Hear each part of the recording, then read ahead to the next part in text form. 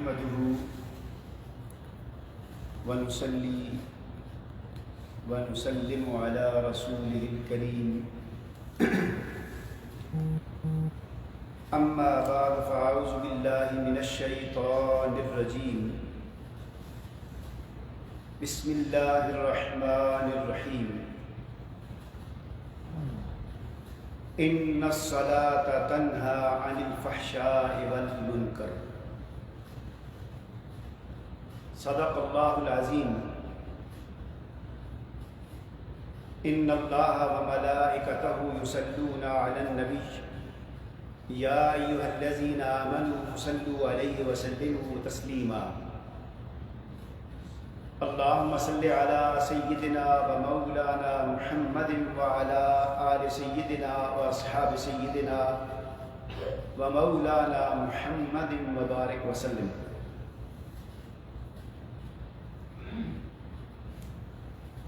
معزز حاضرین محترم اور سامعین و ناظرین، اللہ تعالیٰ کا بے پایاں فضل و کرم اور احسان و انعام ہے کہ جس کی توفیق سے ہم نماز جمعہ ادا کرنے کے لیے مسجد میں حاضر ہیں۔ گزشتہ جمعوں پر ہم نے حضور نبی کریم صلی اللہ علیہ وآلہ وسلم کی ذات مبارکہ کے حوالے سے اور خاص طور پر آپ کی ذات سے محبت کے حوالے سے گفتگو کی، اور گزشتہ جمعے پر سیدنا حضور غوث اعظم شیخ عبد القادر جیلانی رضی اللہ تعالیٰ عنہ کے بارے میں گفتگو کی تھی۔ جتنے بھی مقربین الہی ہیں، انبیاء کرام، اولیاء کرام، صلحاء امت، جس کو بھی اللہ کی بارگاہ میں جتنا مرتبہ اور مقام ملا ہے، ان میں سے ہر ایک کو، خواہ وہ رسول ہیں، خواہ وہ انبیاء کرام ہیں، خواہ وہ اولیاء کرام ہیں، ان میں سے ہر ہستی اللہ کے اوامر کی تعمیل بجا لاتی رہی، اللہ تعالیٰ کی اطاعت کی، اور اللہ تعالیٰ کے ان اوامر میں سے ایک اہم امر نماز ہے۔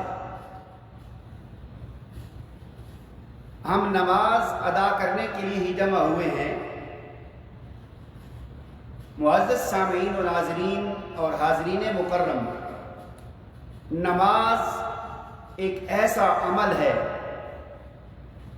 اسلام کا ایک ایسا رکن ہے کہ جو دیگر تمام عبادات سے اور ارکان سے افضل ہے۔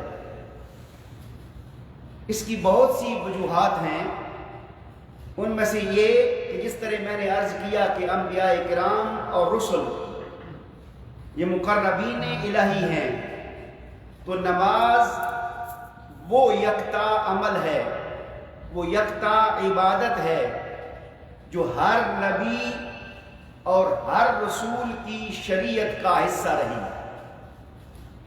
گویا عالم انسانیت میں انبیاء و رسل سے لے کر حضرت آدم علیہ السلام سے لے کر آج تک نماز کی اہمیت اپنی جگہ مسلم رہی ہے۔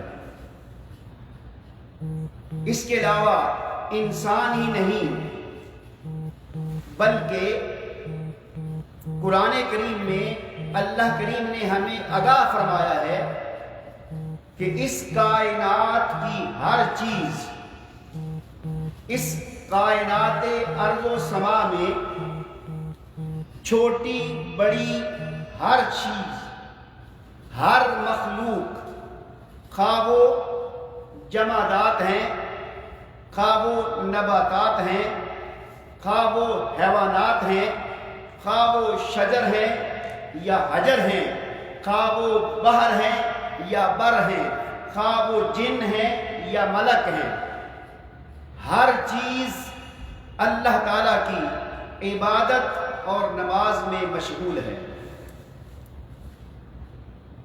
سورہ ہود کی آیت کریمہ ہے، اللہ کریم کا فرمان ہے کل قد علم صلاتہ و تسبیحہ،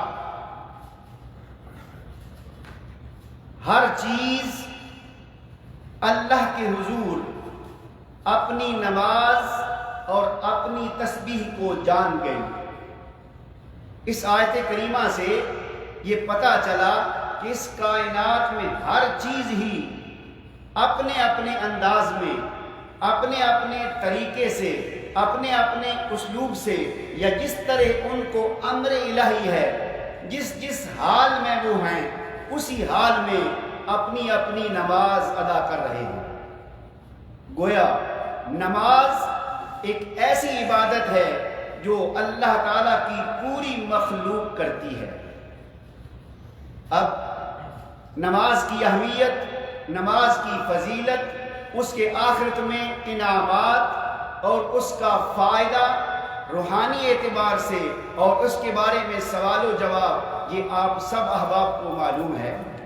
اب ذہن میں بحیثیت انسان ایک سوال آتا ہے کہ ٹھیک ہے، ہم نماز کو تقرباً الی اللہ، یعنی اللہ تعالیٰ کے قرب کے لیے، اللہ تعالیٰ کی عبادت سمجھ کر، اللہ تعالیٰ کا حکم سمجھ کر، شریعت کا حکم سمجھ کر ہم ادا کرتے ہیں اور کر رہے ہیں، اور حد المقدور ہم میں سے ہر شخص انشاءاللہ کرتا رہے گا، مگر اس کے فوائد اخروی تو ہیں۔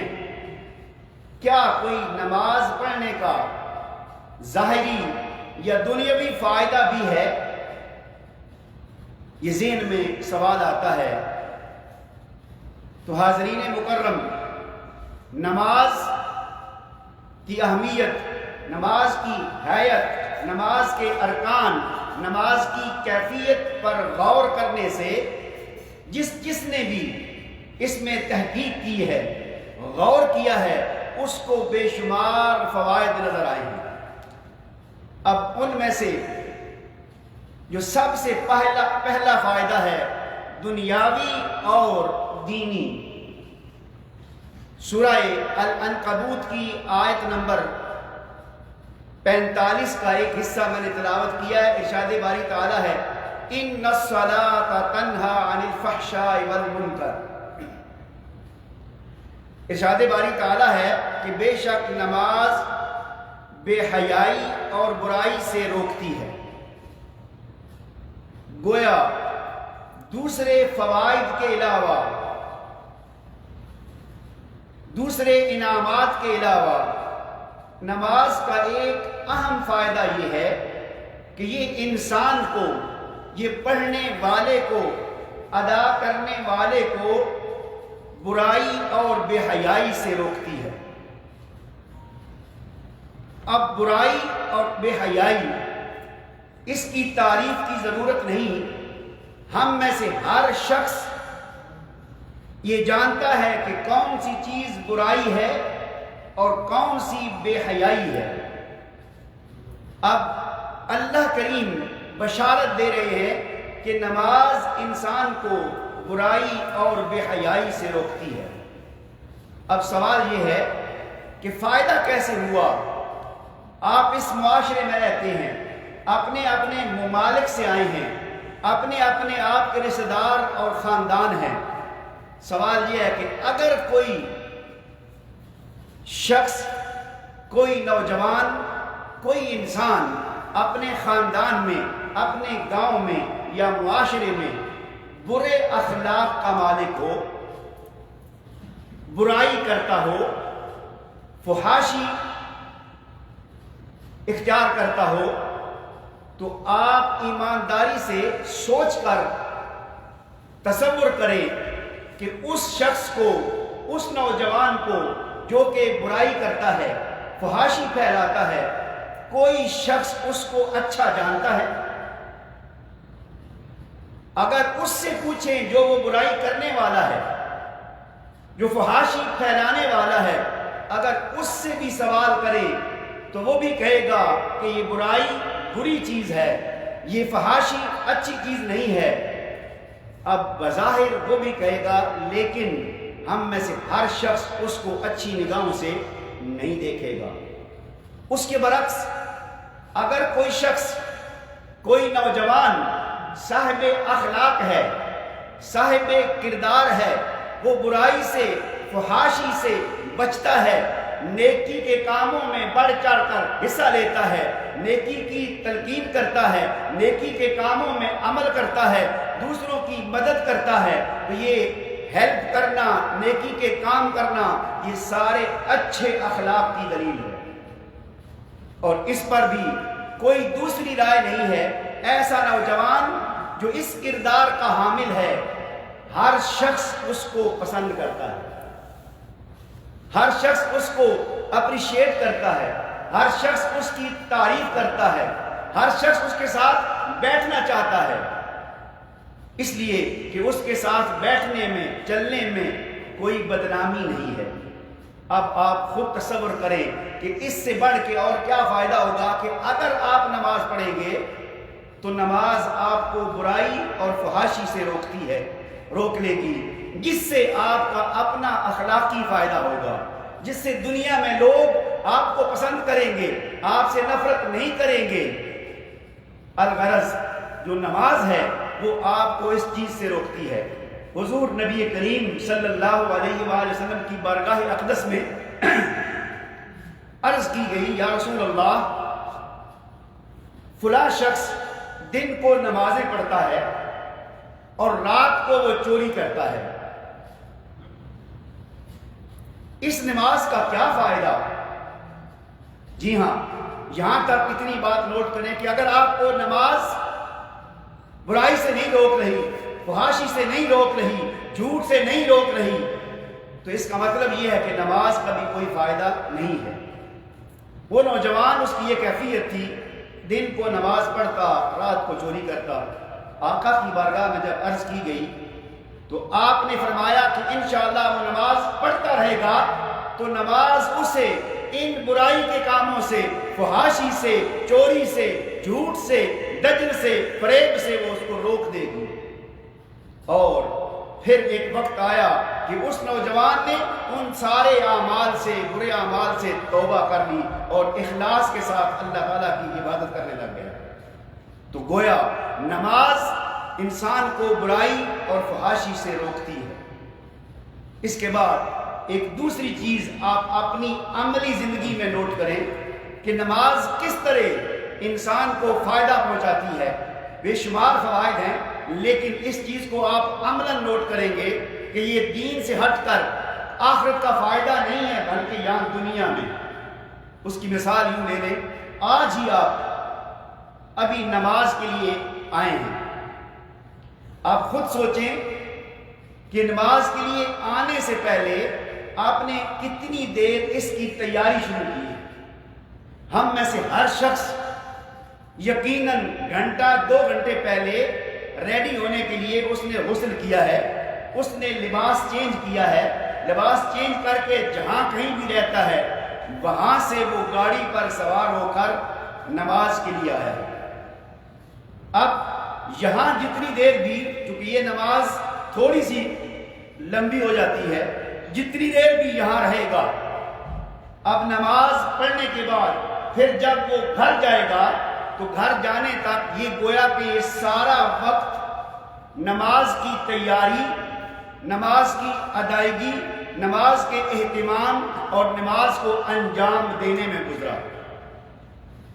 اب سوچیں کہ اس سارے وقت میں آپ نے کوئی گناہ کیا، کوئی برا عمل کیا، کوئی ایسی حرکت کی جو کہ شریعت کے منافی ہو؟ کیوں؟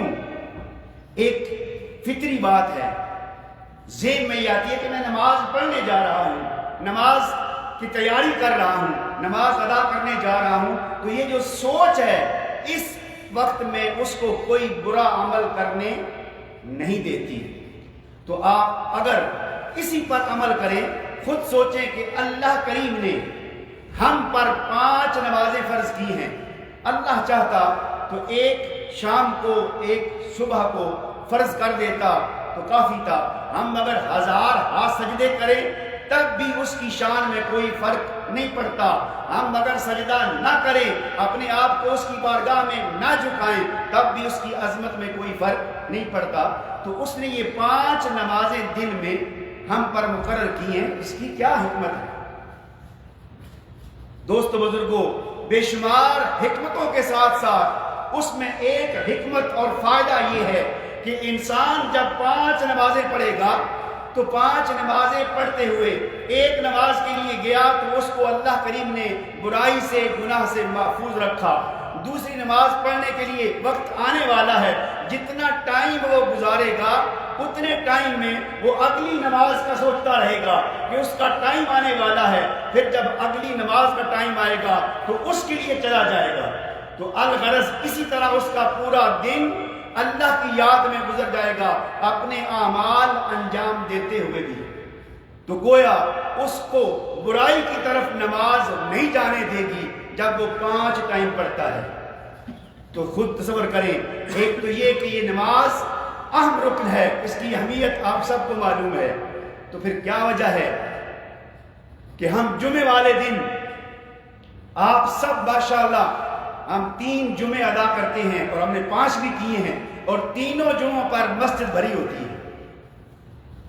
کیا وجہ ہے کہ یہ لوگ اس کے علاوہ باقی ایام میں بھی یہاں ادھر گرد و نواح میں ہوتے ہیں، عصر کے ٹائم پر، زور کے ٹائم پر، مگر سوائے جمعے کے نظر نہیں آتے؟